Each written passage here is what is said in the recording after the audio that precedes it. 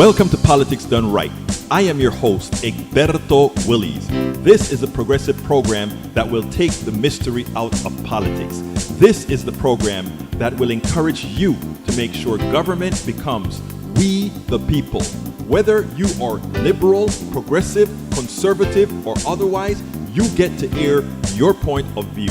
We are an independent media outlet that, unlike mainstream media beholden to corporations, we only owe allegiance to you.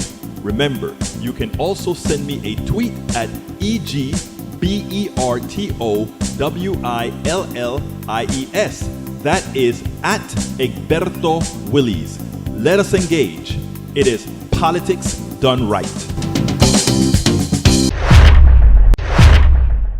Well, folks, welcome to one more edition of Politics Done Right. I'm Egberto Willies, your host. Thank you so kind for being part of the show. We are going to have a great show for you today, again from our second location again. Anyhow, welcome aboard. Michael Rudnett is in the house. Paul Fleming, Atlanta, Georgia, is in the house. Bridge MCP, Nueva York, is in the house. Yvette Avery Herod in Atlanta, our union specialist, the one that's going to make sure UPS pays. And you know what? You made sure they did. And guess what? They did. Absolutely. So, folks, we're going to have a great program for you today. What are we going to cover? We're going to cover several issues. We have Clarence Thomas. I mean, he is a shame on the Supreme Court. But then again, so is Alito. And then again, so are quite a few of the other ones. So again, he doesn't really stand alone when we talk about that. Then, of course, we're going to talk about poverty in America. Poverty in America, it's not what you think. It's not what you think. And there's a new book out on it. Well, you know what? I'm going to show you a little bit about that and what we had to cover. This other subject we're going to cover is, of course, Democrats. You remember, guys, I was telling you guys, I ignored the Hunter Biden story. I ignored the Jared Kushner story. And why did I do that? Because as it turns out, if you follow those two stories, they have nothing to do with, well, indirectly with government. In other words, Biden can't tell Hunter what to do. And theoretically speaking, Trump can't tell Kushner what to do. Of course, we know that because he works with MDB, that what that really means is that the Saudi Arabia deal probably does have something to do with the former presidency of Donald Trump. Anyhow, I have to listen to Claire McCaskill on this one. And Claire McCaskill, former Senator Claire McCaskill said, we can't leave the Republicans to continue doing what they're currently doing. We have to engage. And after watching her explanation, I think I agree with her. We have got to engage. We cannot leave a vacuum there. And least but not, what is it? Least but not, how do you say that? Least but not, next but not least, right. Thank you, baby. Next but not least, you know what we got to do? You know what we got to do? Somebody called me a communist today, and I had a rant, and I think that is where I want to start with today, my rant. But beforehand, let me see. Michael says, Egberto, is there a single conservative on the Supreme Court without a scandal to their name? No. I could go on a rant about each one of them in detail, if need be. Well, if you want to write a rant for everybody to see, to teach folks, please feel free to do so. Whose show is this again? Let me think about it. Let me think about it. Oh, wait a minute. This is your show. So therefore, if you want to do that, my brother, please go ahead and do so. But I tell you what, I want least but not last. Last but not least. There you go, Bridge. All right, let's go ahead and get started. I'm going to go with my rant. This is what I did this morning on KPFT 90.1 FM. This is a rant. Lee Grant is in the house. Let's talk about commies. You know, I love Lee Grant, my favorite conservative. You know, he comes out here and he likes to pull my chain. Well, here is the rant that I gave this morning. I want you guys to check it out. Let me see. He called me a communist. I know it's not you calling me a communist, but it's okay. It's okay. Está bien. Here we go. Punto y final. Ding. Respect America is somebody, I mean, I think he likes to troll us, but I think it's an important troll. He says it's cultural, when he says I'm a communist, and he says the cultural mindset, your well-being is your personal responsibility. And Melanie Keelan then says we must have some financial literacy, which is very true, which we don't teach in school, but we want everybody to be financial literate, right? If we were financial literate, we would ask ourselves some special questions about our economic system, but I'm going to put that on hold for a second because he also says, I told you Egberto is a communist. So there's this rugged individualism. There is this rugged individualism that a lot of people on the right like to speak about, right? That this rugged individualism is good. What they don't tell you is this rugged individualism only works after you have made it, or after you have inherited something, or after you have gotten a good break in life. And what I mean is the following: this rugged individualism doesn't work if you are sitting down listening to me right now in your car, and you're driving to work, and you have to go to work every single day, and you are barely making it.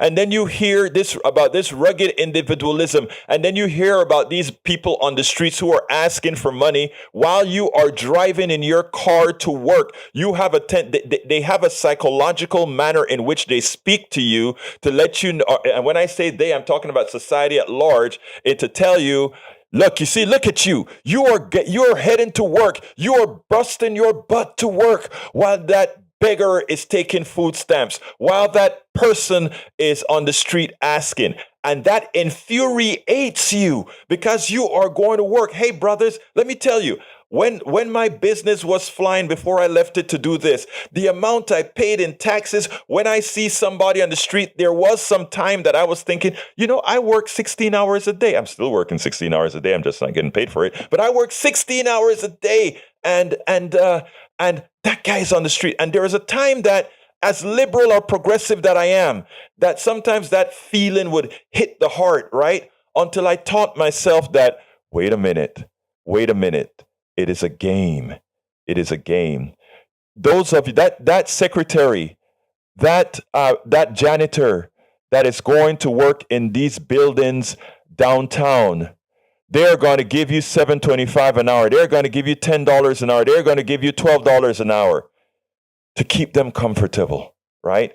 And for that 10 or 12 or 15 or $16 an hour that you're making, you have 2 kids, and you have to get your 2 kids in daycare, and you have to buy that expensive gasoline that doesn't have to be that expensive, but it is expensive because somebody said, I can take more money away from the working class and make more profit for my shareholders and a bigger bonus for me. But they're only getting $16 an hour, right? And at the same time, I'm teaching you, hey, but you're going to work. You're going to work. And that guy's sitting his butt down. And you are in pain going to work because what? Because that's the way you think things are supposed to work. And you hate that guy who's on the street begging because it's called rugged individualism. You are rugged individualists making it the hard way. But the guy at the top of the mountain, the guy at the top of the house, the guy at the top of that skyscraper that you're cleaning for $16 an hour, for $10 an hour, he is making orders of magnitude more than you. What do I mean by orders of magnitude? He may be making $500 an hour. He may be getting a bonus of several $1,000s every single year. His bonus is larger than your entire yearly salary. Few people are doing that. The problem in America today is people don't understand the obscene wealth that goes to the top on your backs. And they don't see the dissension that we create among the working class, fighting among each other for the crumbs that they let down. And then you have people whose mind have been so convinced, like my friend here on the chat that says, it's a cultural mindset. Your well-being is your personal responsibility. It sounds good. It sounds good if we had an equitable society, which we do not. So my friend, repeat America 2, who calls me a communist. Please call me whatever you can, whatever you want to. But do understand that the only thing I'm fighting for is for an egalitarian society where the working class is paid its due. Because everything earned by Bill Gates, everything earned by Elon Musk, everything earned by Warren Buffett, everything earned by every billionaire you revere, they didn't get it because of rugged individualism. They got it because of socialism. You are a part of the social fabric, and they took a piece of everything you have ever made and they turned it into something called profit. Excess labor is profit. And I have nothing wrong with profit. I believe in profit. But excess profit, you have to understand when Melanie Keelan is in the chat saying financial literacy. And I say, yes, Melanie, my dear friend, my American friend in Barcelona, Spain, says American financial literacy. Understand the financial literacy. Understand that when you are making 16 bucks an hour for corporate America, that a person that you are making sure their building smells nice. They are making many more times what you're making. To tell people like you, to tell people who are cleaning the tanks in Pasadena, Texas, putting their lives at risk. Remember, they're sitting in a well cleaned office by you, as the workers in Pasadena, Texas, as the workers all over the place. Profit, don't make the profit that they're making. Individualism, rugged individualism doesn't exist. It's a nice phrase. You know, personally speaking, when I had Willie's computer software company working 16 hours a day, writing the code, writing the manuals, writing everything. And you know what the corporate guys who made the competent software did? They had others who did it, paid them pennies from around the world. And then they talk about rugged individualism when we talk about pay what's due. We Pay what's due. There it is, Bridge MCP, the piece that you wanted says, amass $640 million while serving as pretend diplomats on the White House staff. $2 billion gift from Saudi Arabia. Absolutely so. Welcome aboard, El Senor. Daniel Lado, welcome to the program. Melanie Keelan, welcome to the program. Carl Cox, welcome to the program. Likewise, I saw some more in the program. Oh, Bruce Pollard. Hey, Bruce. So how did she meet? How did she meet the VP? Is she at home right now? Is your wife at home? Because I was going to tell you. Why don't you guys call in now, Bruce? Call into the show right now. I want to hear a little bit about the story, about her thoughts, etc. And if she's not there with you, hey, why don't you tell me what she told you? Give me a call. It's 281-823-7747. Una vez más, 281-823-7747. Let's have a chat. Anyway, welcome aboard. Let's see. Rudden says, when I go shopping, there's usually one or two homeless people begging on the street. I put $5 aside for whenever I see them. I find it sad that my home, New York City, a liberal bastion, still has around 100,000 homeless people, and as society haven't addressed the issue. My $5 given might help with a cheap meal, but it doesn't do crap in the long term, and you're so right about that. Let me tell you, I keep a whole lot of change in my the left thing and my car. And when I go, I would drive to KPFT every day, every morning, and there'll be the homeless folks standing at the corner, and had a few friends said, "Leave, don't feed them or whatever." And the thing about it is, that $1 that I give them, I usually get. The truth is, they're standing there, and there are many folks I feel will give them. So I normally give $1. I would go broke going every day, giving $10, $15 every day. So what I try to do is I probably every time I go there will give $1 here, $1 there, $1 there, etc., with the expectation that others do as well. But yeah, I feel you, Rodnin. I feel you. All right, Egberto, talking about the class struggle, we are living in a nation where there's only the small number of filthy rich and the vast swath of struggling people who are either just barely surviving or underwater in debt. It's so true. A lot of people don't even know how bad off they really are. They find out at the end of their lifespan, they've bought their home, then had to turn it into a reverse mortgage. I'm praying that I'd never have to worry about doing things like reverse mortgage and that sort of stuff. You never know. But here is the interesting thing, right? They make it look all so good and they all get the assist from the government. That's for another day. Reverse mortgage, the government, and more. Remember that I should give a class on that one sometime. Let's see. Truth out from Michael Rudden. The survey found that voters overwhelmingly recognize that voters must be paid more than $20 an hour in order to have a decent quality of life, as in being able to afford basic necessities like food and rent without struggling. Exactly. All right, let's see what else we got here. Daniel Ado, let me guess. You want to compare what Americans in the wealthiest nation in the history of the world are due compared to an abject poverty he's claimed capitalism uplifted people out of. I mean, it's a joke. You see, we can either buy the narrative all of the times, or we can really work on truth and move us all forward. We have that choice. Lee Grant says, can any progressive cite a decision by Clarence Thomas that was influenced by bribery? That's quite an accusation. Can you back it up? No, I can't actually. And you know, if I could, I would say that. I just say that I can infer that the reasons his decisions are always corporate based is that those are the people that he believes in. Those are the people he supports him. But to say that I can tell you a billionaire says, "Hey, Clarence, vote this way," and he votes that way, no, I can just infer that Lee Grant. Look at his choices, even from a guy that grew up as poor as he had, somebody who knows that things aren't done fairly. Well, what can I say? Michael, to Daniel. Daniel Ledo doesn't seem to understand that most Americans are living paycheck to paycheck. PRY News and Linden Corporations, two-thirds of the U.S. population now lives paycheck to paycheck. They cannot get by. All right, here is Bruce Pollard. Bruce, how are you doing, my dear brother? I'm doing pretty good.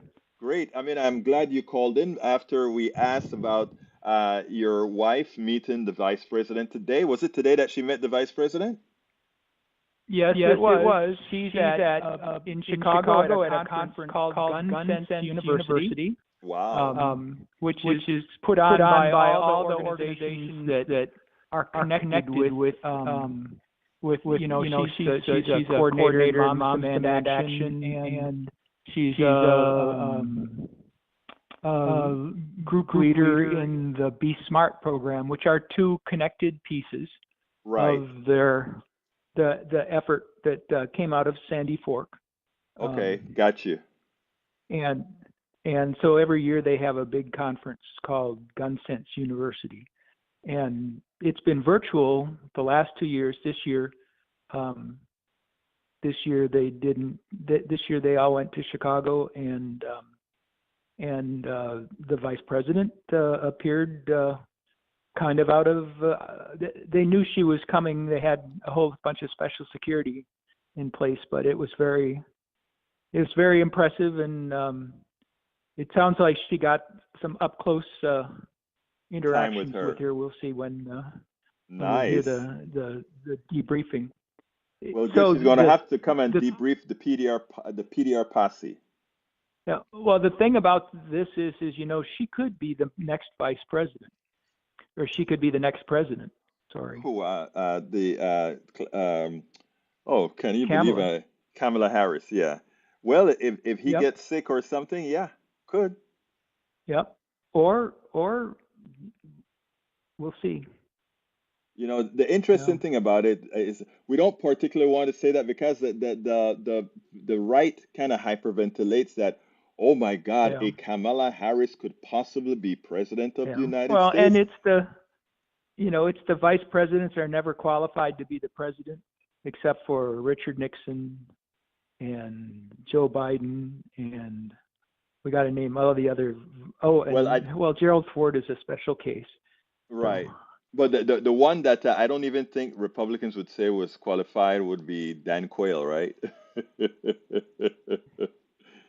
You remember Dan Quayle, right? For President Bush number one. And Anyhow, but Bruce, so how's everything else? All else is good. Were you able to listen to our show this morning? I was. Okay, Some of it. Good.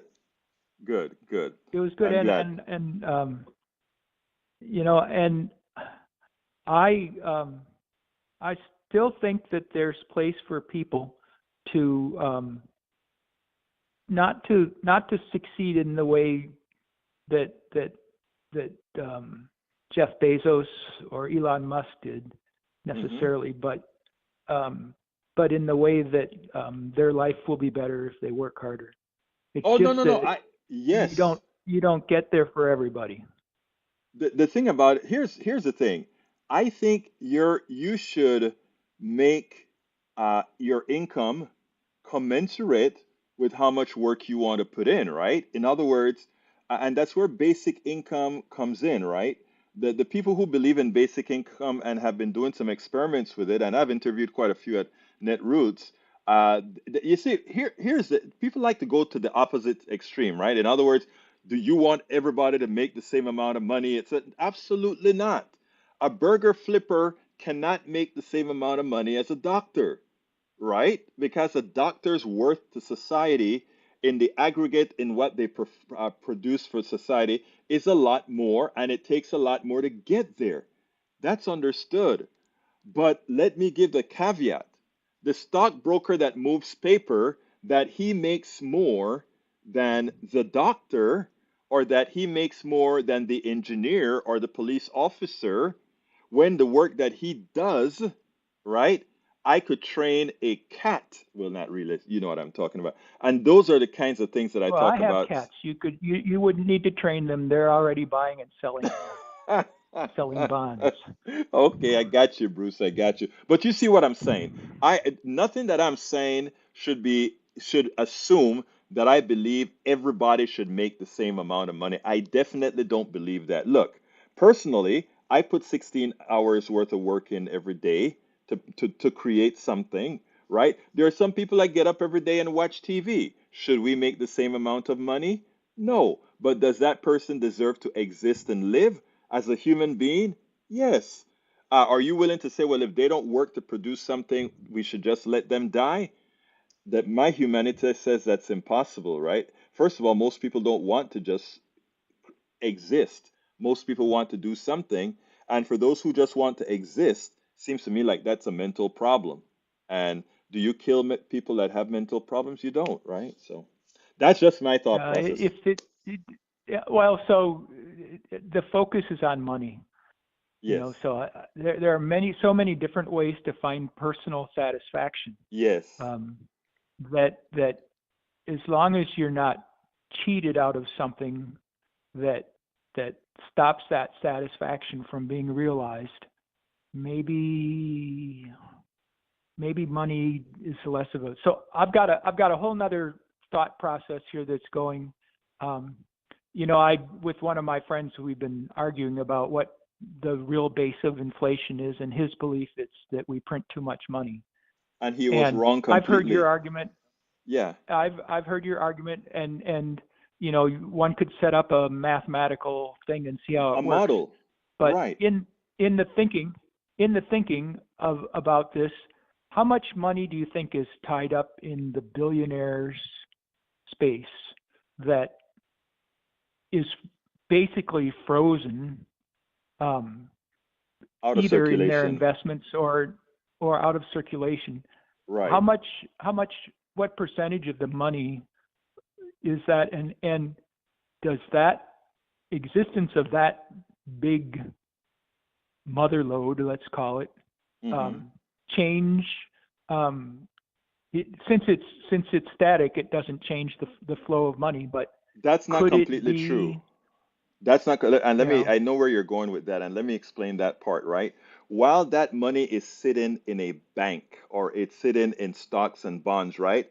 There are actual objects that are based on that is in circulation, and that's what a lot of folks sometimes don't understand, right? In other some of words, them, I mean, concrete and steel, sure, but some of No, no, no, them no. just Not not. concrete and steel. Not concrete and steel.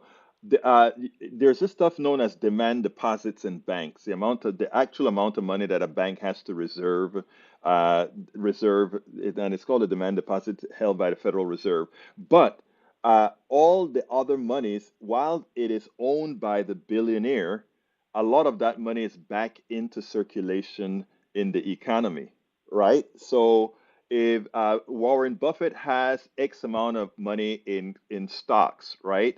That bank who holds that stock, and we're talking two kinds of banks now. There's investment banks, and then there's the regular banks. But there are instruments that are created backed by those other instruments, and that's where we talk about derivatives and all of that. There are instruments backed on those instruments that are right back into recirculation, and in fact, that's where economy does so well. The thing about it for us though is talking about ownership. Who owns it ultimately? And that's my grievance. Not only that it's not too much so about circulation, even though circulation of that, depending on where it's put, it's different, right? But the real problem is who owns that barrel of cash, or not cash, but that barrel of capital when they really didn't earn it. That is my whole grievance. And your friend, I saw the article, that thing that you talk about with your friend who said that somehow the printing of money is what caused inflation. That only applies if there are not enough services and products to be purchased. And the lie that we hear is that somehow it's automatic. And the way you figure that out mathematically is that you take a look at the whole size of the economy, the size of the profits that these guys have received from Wall Street since the pandemic, and the price of things that have gone up. And then, and as Katie Porter points out, only 40 something percent of that was really caused by, you know, true inflation, if you will. So we've been ripped off so bad it ain't funny, Bruce. Yeah, and I'm always interested in looking at models, and I imagine this one's a lot more complicated than the debacle of the American health system. Yeah, but they won't. They don't want to. The American health Actually, system was an easy one to figure out. There's just you one know, factor, and that's the 16% that the companies are taking away that aren't going towards the product healthcare. to But help here, helping people stay I want alive. to give a caveat. It's easy. These things can be modeled, but nobody is going to invest in modeling them, because those who have the monies to invest in modeling them won't want to go through. That's all right. AVQ said his posts are long today. We're going to go over them in a minute. Here's the deal. Yeah. They don't want to model these things because you can infer what the results of the model are going to get, because a lot of this is common sense, right? So if you go ahead and model capitalism, if you will, unfortunately, you're going to come out and find out that it eventually dies on itself. Why? Because the model itself continuously move wealth up to the top. That's just how it works. Yeah. Well, If capital, all you have yeah. to do is launch the James Webb Telescope, and it'll completely change the model. That's what it did for cosmology. There you go. There you go. And again, Bruce, I mean, the problem is we can't say, I mean, they don't want to model these things. Healthcare is ridiculous the way we do it in the United States. We don't want to there's been models that prove it every single time. We don't advertise it that we should. But anyway, Bruce, thank you. Let me get back to reading some of Yep. this stuff so that Yep. Thanks for the yeah. call, and Hey, everybody no, have a good thank you weekend for out there. calling. And tell Susan I said hi, okay? And keep up the great work. I will. All right, Yep. take care, buddy. And we'll send a picture. Thank you, my brother. Appreciate that. All right, let's get back to Yep. the call. That was brother Bruce, the PDR posse. Okay. Wow, you guys really have me filled up here. Daniel Ekdo, let me guess, compare. Okay, I read that one already. We also have Lee Grant says, can any progressive cite a decision? I read that one, and I said I couldn't. Let's see what else we got here. Coming down, coming down. Daniel Edo said, just like O can infer that Joe Biden profited from Hunter Biden's deals, how come you can infer with Clarence Thomas but not Biden? Let me explain. There's a big difference. We are inferring that the results of his cases matches the people who we claim fund him. Okay, again, let's repeat. The people who fund there, you can see and first of all, I was very honest with Lee Grant. I can't specifically say Clarence only voted this way because this billionaire told him to do so. I can't say that. But I can infer that since he thinks all things billionaire seem to be okay, he's wined and dined by billionaires, then his rulings would seem to be billionaire centric. McCutcheon and all these other rulings would be billionaire centric, and they were. Money now it's not only that money is speech, but corporate. I forgot what McCutcheon said exactly, but McCutcheon was furtherance of Citizen United. Okay, so I think it's easy to come to that conclusion. When it comes to you say Biden's name was used by his son to get deals. Did money from Biden those deals appear in the Biden coffers? Well, they had the bank accounts, and for everything that shows, there doesn't show anything that says Biden made decisions based on his son doing X, Y, and Z. If that were to occur, I would be the first to report it. All right, Michael Rodney says someone asked about Clarence Thomas specific court rulings. Here's just a quick one. So, am I better at searching than you? Were you serious about finding out? Here you go. The Guardian. A close look at Thomas' judicial activities from the time he became friends with Crow in the mid 1990s suggests that the statements might fall short of the full picture. It reveals that a conservative organization affiliated with Crow did have business before the Supreme Court while Thomas was on the bench. In addition, Crow has been connected to several groups that over the years have lobbied the Supreme Court through so-called amicus briefs. Yes, we know that provide legal arguments supporting a plaintiff and defendant. In 2003, the anti-tax group, the Club for Growth, joined other right-wing individuals and organizations, including Republican Senator Mitch McConnell and the National Rifle Association, in an attempt to push back campaign finance restrictions on election spending. And the time of legal challenge for the lease, 2001 to 2004, Crow was a member of the Club for Growth's prestigious Founders Committee. Though little is known about the role of the committee, it clearly commands some influence over the group's policymaking during the course of 2005. And I won't read all the rest. You guys can go ahead and read that. Carl Cox says Hunter Biden is a pile of crap, to be sure. Neither am I a fan of Joe Biden. However, Joe Biden did not profit from Hunter Biden, who never served in government. Kushner served in government. True. Michael Rodnin, I think that's a repeat that Breach did for you. Michael Rodnin also says one of the ideas from the communism that probably wouldn't work in society is that everyone would earn the same amount. I don't agree with that at all.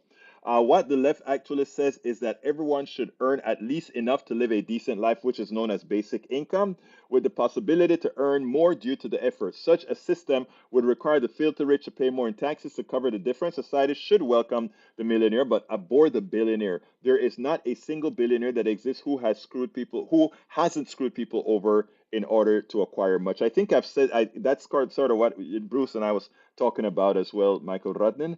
Carl Cox says Kushner and Trump made big bucks by Kushner dealings with Saudi and other governments. Thomas will never admit that he uses his place in the Supreme Court. I agree with that.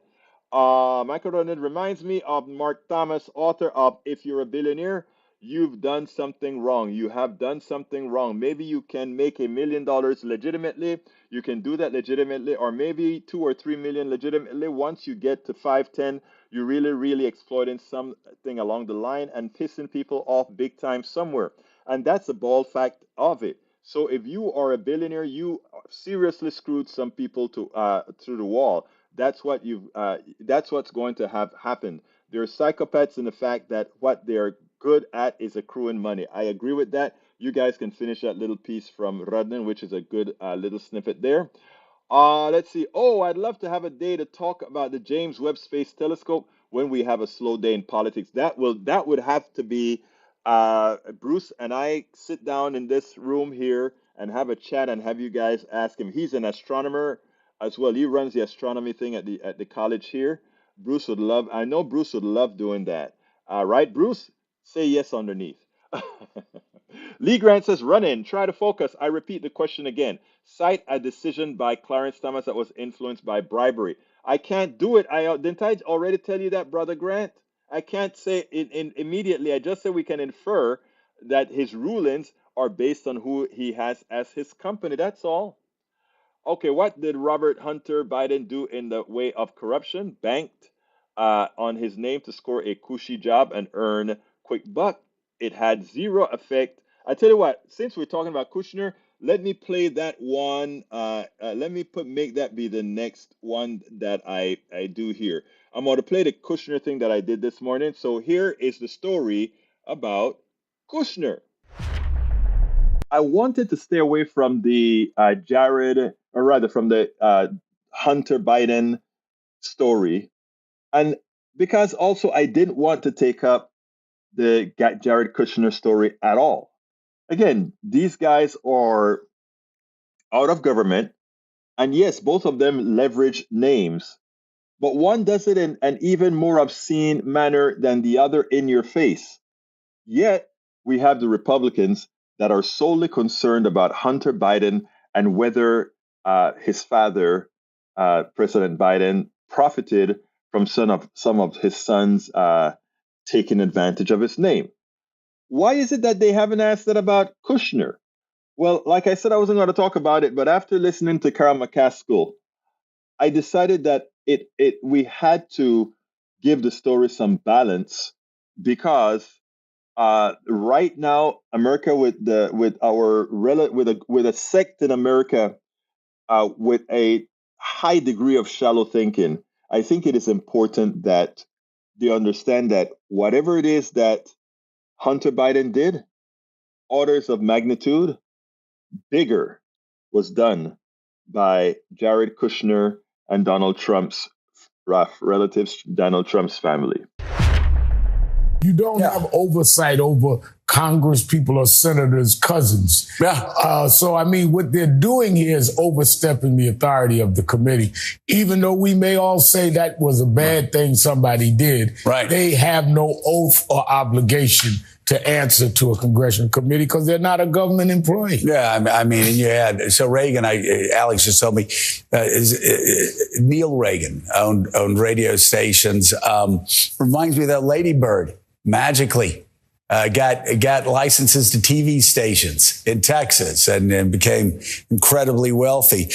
You look at the Bushes, some of the Bush kids, the same, did very well on the side. So these Republicans, I mean, they're sitting here looking at Hunter Biden, and somehow missing again not only the $2 billion example right in front of them, but also a long history of this. I mean, Jared Kushner continues to cash out on the Trump presidency and all of the connections he made with the UAE and the Saudis throughout his 4 years in the White House in this senior job that he had when he ostensibly should have been advocating and negotiating policies on behalf of the U.S., but was instead fomenting and creating these relationships with people who he now continues to do business with. But there is a long history of troubled family members and children in the presidency and the White House. And I think I've read the Devon Archer testimony several times.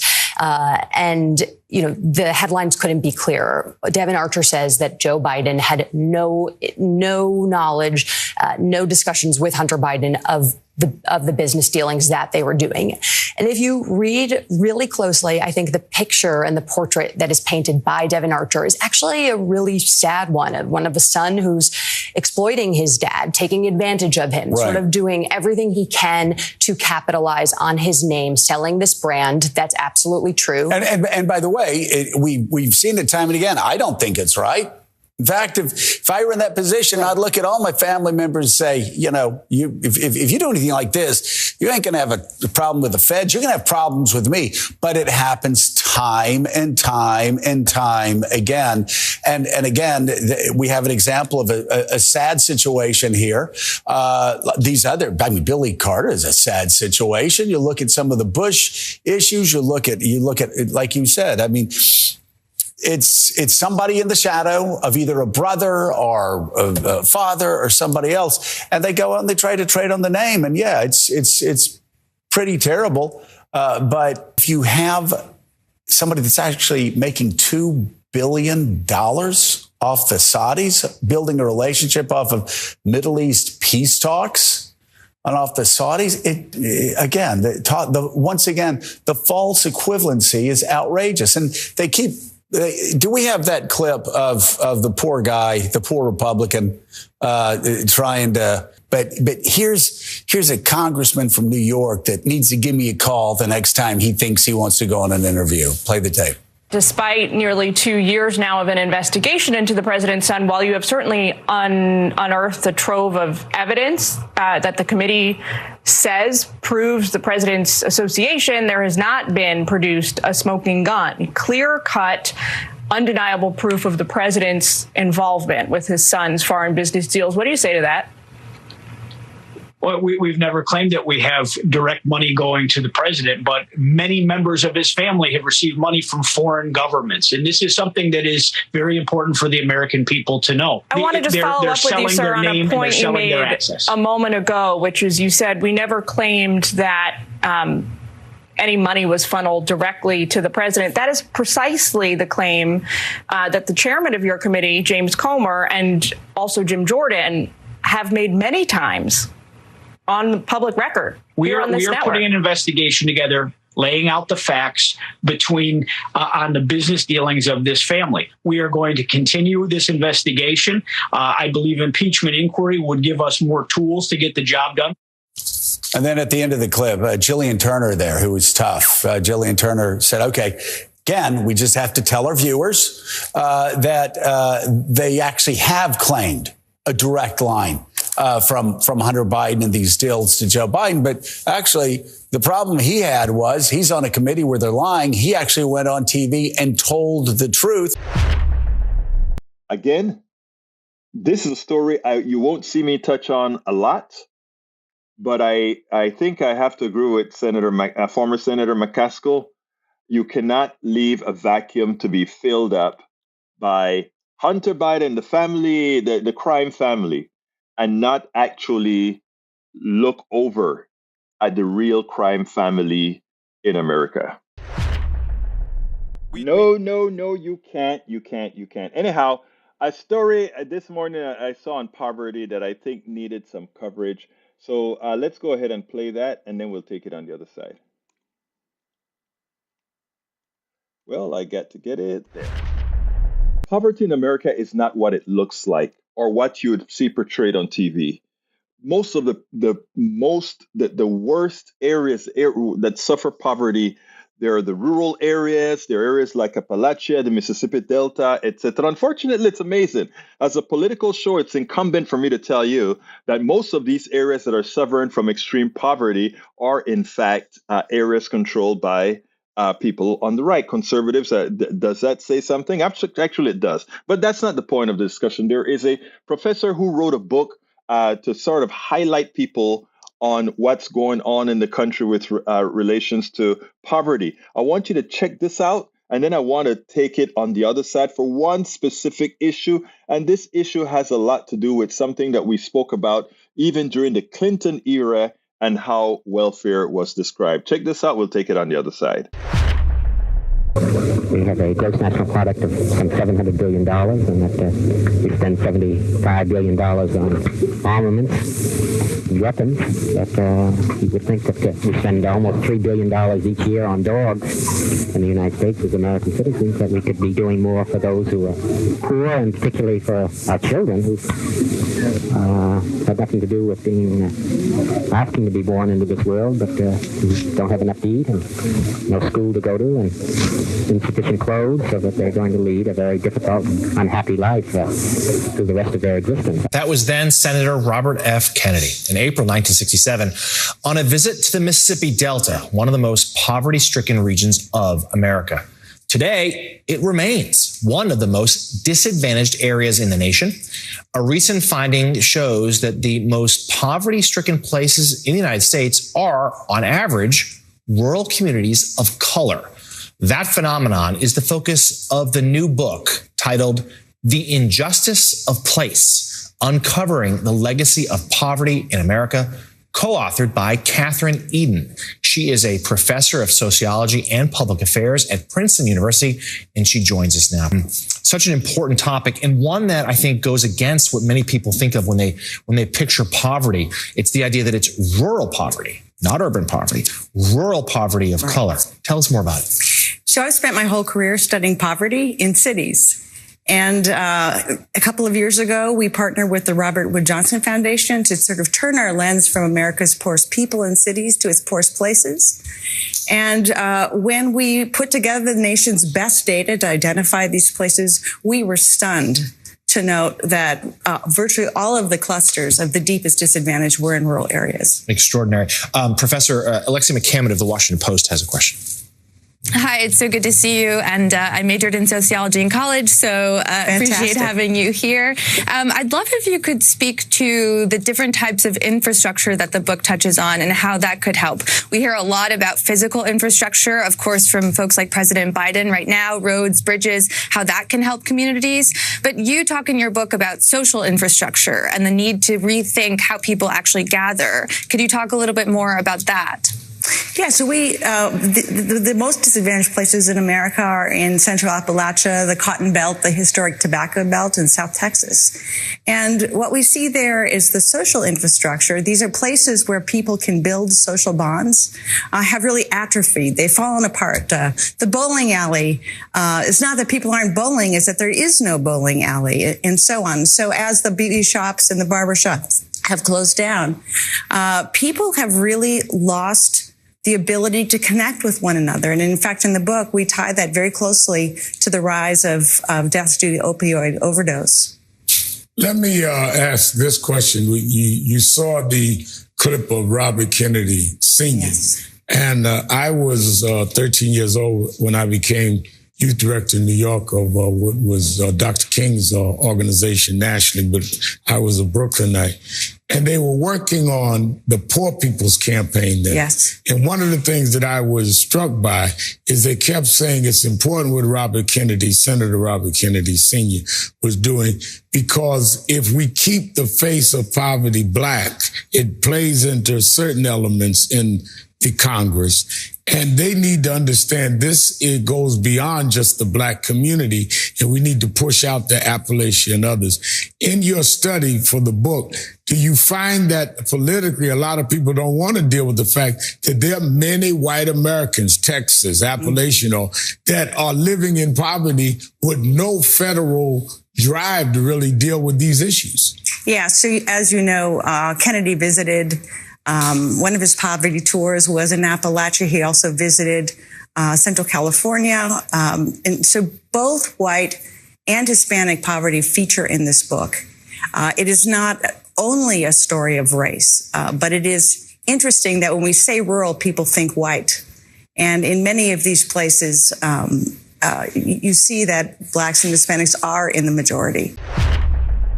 I was so happy to see that Reverend Al Sharpton, the part that he interjected. Do you think that we have to make sure, in order for poverty to be resolved in this country, do we have to put a face on poverty? And the question is, usually when we are putting a face on poverty, we often want to make that face look like a minority face, meaning the face of a black person, a Latino person, an indigenous person. And just because of true and politics and how it works and demagogues, that presents a problem, because those who are unempathetic, the leadership who is unempathetic, would promote that poverty looks like that. It is something that we don't necessarily have to do something about immediately. But when you put a true face on it, what poverty really looks like in America, you can actually get a change, because suddenly it's different. I remember under President Clinton, he was going to reform welfare. And I told a friend of mine, welfare is going to look a lot differently in the ads on TV as Clinton starts to work on cutting welfare as we know it, et cetera, et cetera, et cetera. And you know what? The face of welfare on TV changed. Suddenly, you didn't see the black mother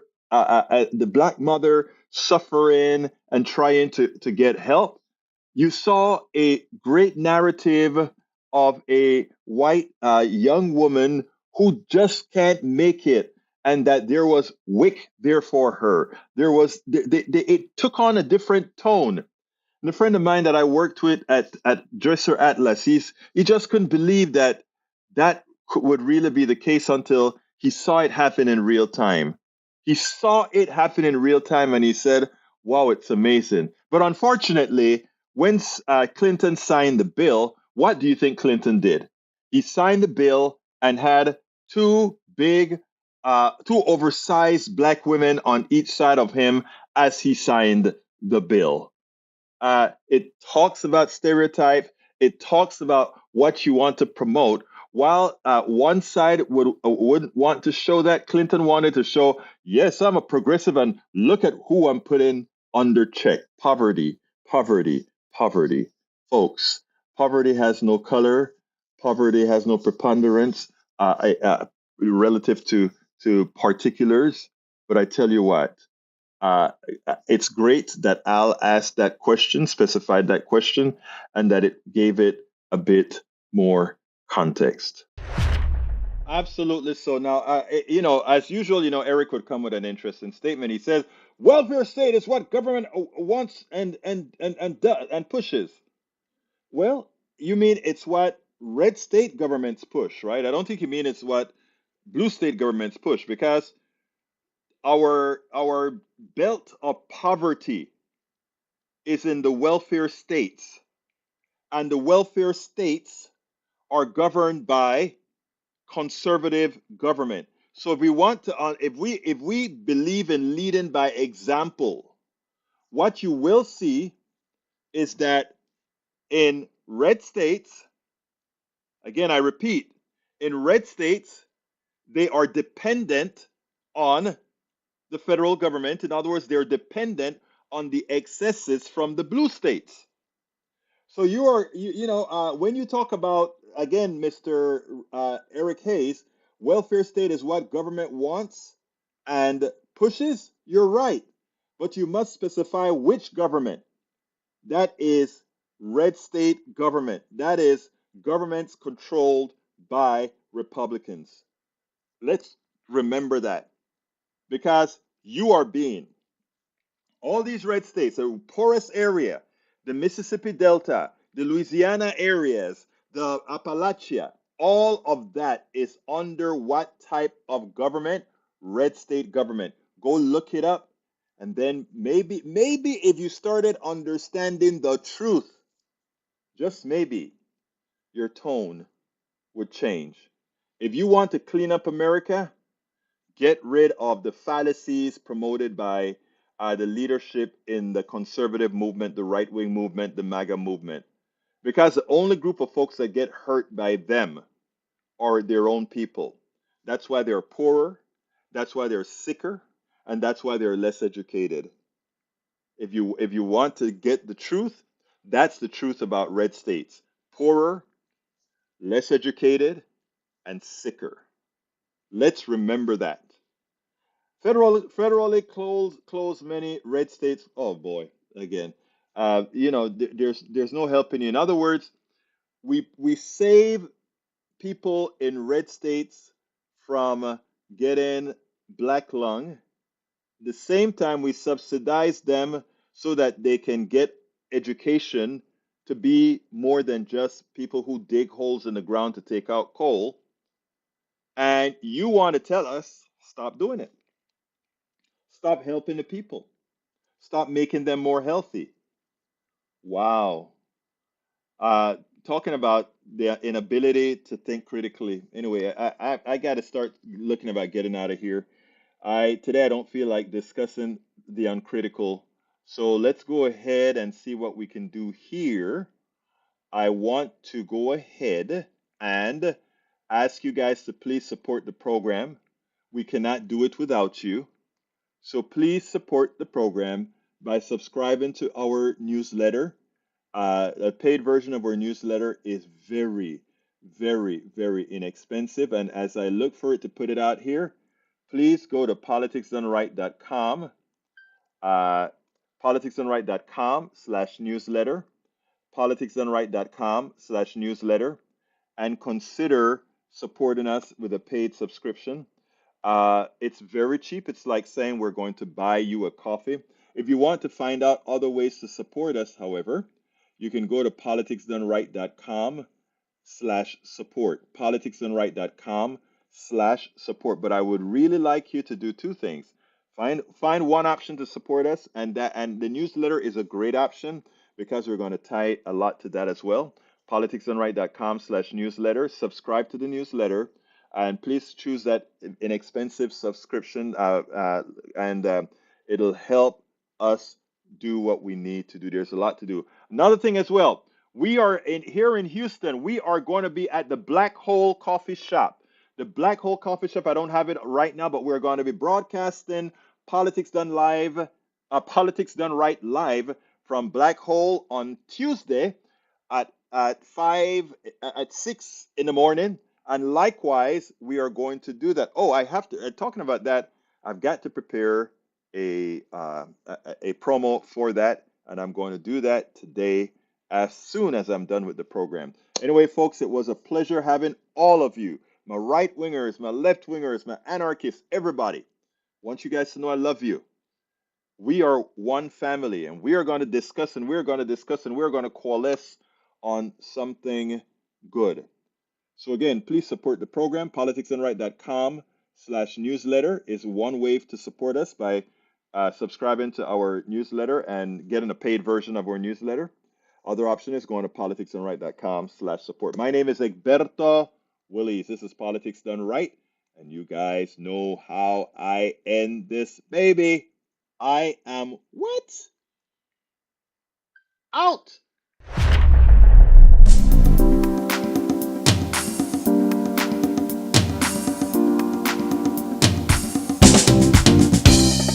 Welcome to Politics Done Right.